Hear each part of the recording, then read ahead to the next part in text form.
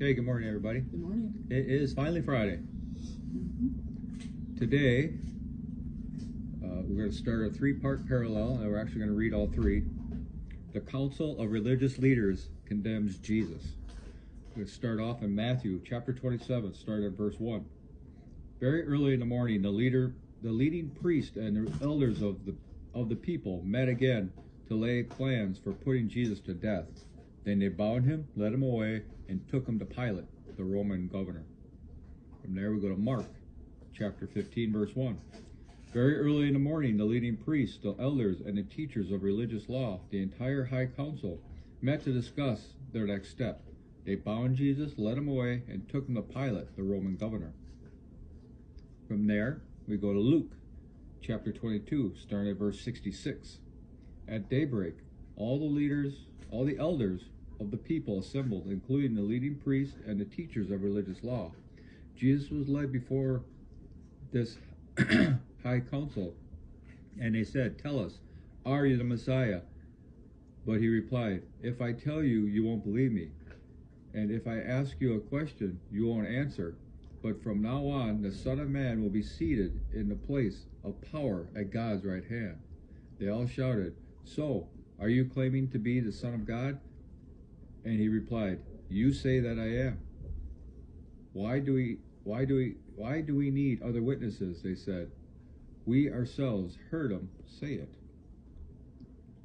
Now the commentary for Matthew. The Jewish leaders had arrested Jesus on theological grounds, blasphemy. Because this charge would be thrown out of Roman court, however, they had to come up with a political reason for Jesus' death. Their strategy was to show Jesus as a rebel who claimed to be king, and thus a threat to Caesar. Pilate was the Roman governor for the regions of Samaria and Judea from AD 26 to 36. Jerusalem was located in Judea. Pilate took special pleasure in demonstrating his authority over the Jews, For example, he impounded money from the temple treasuries to build an aqueduct. Pilate was not popular, but the religious leaders had no other way to get rid of Jesus than to go to him. Ironically, when Jesus, a Jew, came before him for trial, Pilate found him innocent. He could not find a single fault in Jesus, nor could he contrive one. Now a commentary from Mark. Why did the Jewish leaders send Jesus to Pilate, the Roman governor?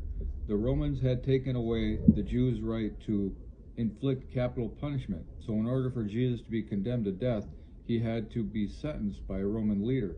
The Jewish leaders wanted Jesus executed on a cross, a method of death that they believed brought a curse from God. See Deuteronomy chapter 21, verse 23. They hoped to persuade the people that Jesus was cursed, not blessed by God. And a commentary for Luke. Jesus, in effect, agreed that he was the Son of God when he simply turned the high priest's question around by saying, "You say that I am." And Jesus identified himself with God by using a familiar title for God found in the Old Testament, "I am." Exodus chapter 3, verse 14. The high priest recognized Jesus' claim and could now accuse him of blasphemy. For any other human, this claim would have been blasphemy, but in this case, Jesus spoke the truth. Blasphemy, the sin of claiming to be God or of attacking God's authority and majesty in any way, was punishable by death. The Jewish leaders had the evidence they wanted. There'll be a picture after the video you can pause to read. Yep. And it kind of explains how Jesus' trial was illegal. Yeah.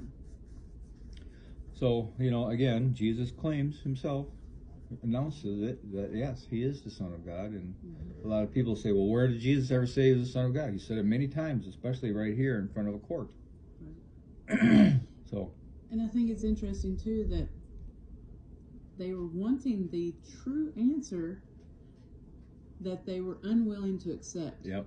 So even the truth was unacceptable. Yeah. And he said that. I could tell you, but you're not going to accept it. Right. So what's the point? Right. You know? So sometimes we seek the truth, even knowing it's not what we're going to be seeking, you know? It's kind of one of those things I used to say, or still say all the time. Don't ask questions you don't want to know the answers to. Exactly. And they asked them a question, but they didn't want to know the answer. Yeah. So, okay. Hope everybody has a glorious day and a start to your weekend, and we'll talk to you later.